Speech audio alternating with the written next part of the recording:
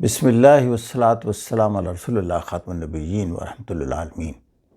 ایک ڈائلاما ہے between political science and international relations کہ ان میں سے کون سا سبجیکٹ بہتر ہے سی ایس ایس کے لیے۔ اس میں چند ایک باتیں اگر ہم ان کو پیش نظر رکھیں تو پھر ہم سمجھتے ہیں کہ اس مسئلے کا حل اچھا ہمارے لیے نکل سکتا ہے۔ دیکھیں، کسی بھی جب ایسی سچویشن ہو، چوائس ہمیں کرنا پڑے تو ہمیں دیکھنا پڑتا ہے کہ اس کے سلیبس کو پہلے آپ سٹڈی کریں۔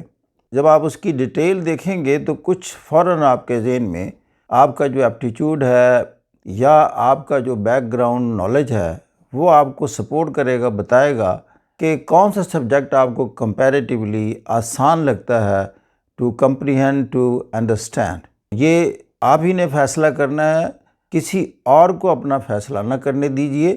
ہر ایک کا اپنا ایپٹیچیوڈ ہے، اس کا بیک گراؤنڈ جو ایکیڈیمک نالج ہے آپ کا اپنا ہے۔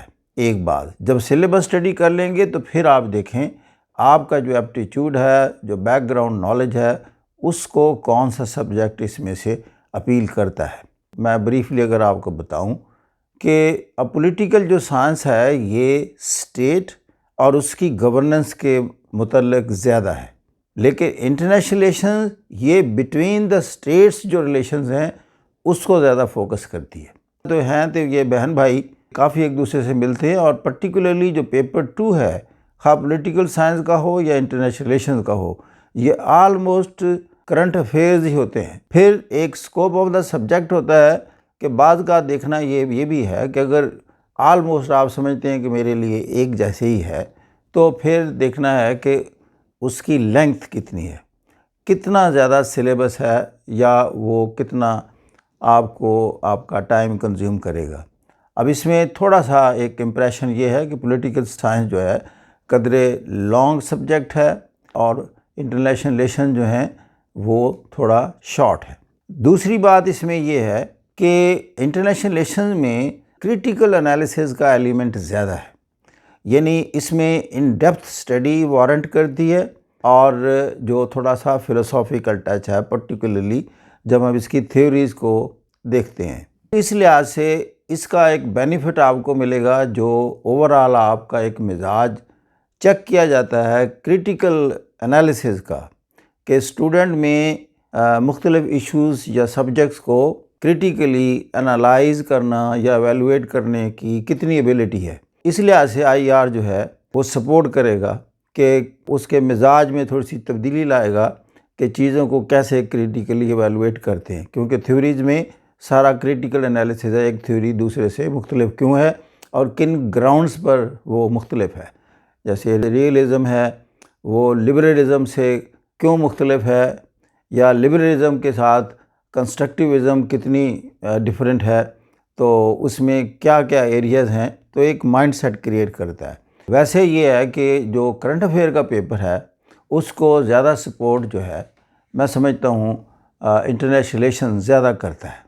ایک دیکھنا ہے کہ یہ سبجیکٹ اوور لیپنگ جو اس کی نیچر ہے وہ کیسی ہے، کہ کسی اور سبجیکٹ کو کیسے سپورٹ کرے گا۔ جیسے میں نے کہا آئی آر کرنٹ افیئر کو سپورٹ کرتا ہے، اور یونائٹڈ اسٹیٹس ہسٹری، اگر یو ایس ہسٹری آپ آپٹ کر رہے ہیں تو آپ دیکھ رہے ہیں کہ وہ اس میں آپ کا وہ زیادہ سپورٹ کرے گا۔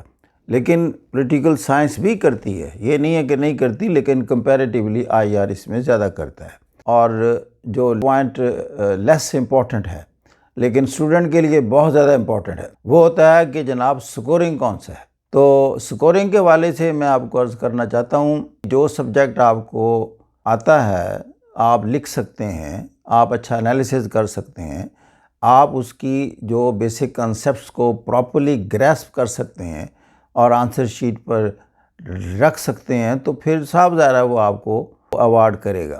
لیکن ایک چیز آپ کے سمجھ ہی نہیں آ رہی، میں نہیں سمجھتا کہ جی وہ ٹرینڈ ہے یا لوگوں کو زیادہ مارکس ملیں، آپ کو بھی مل جائیں گے۔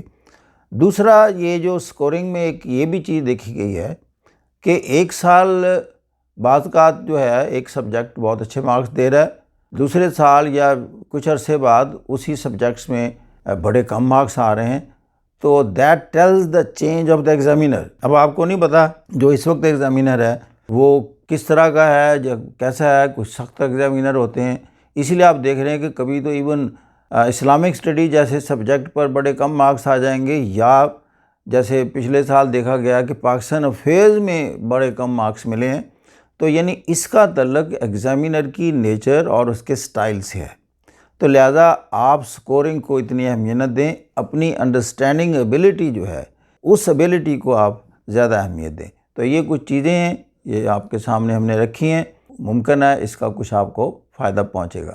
Thank you very much, God bless you.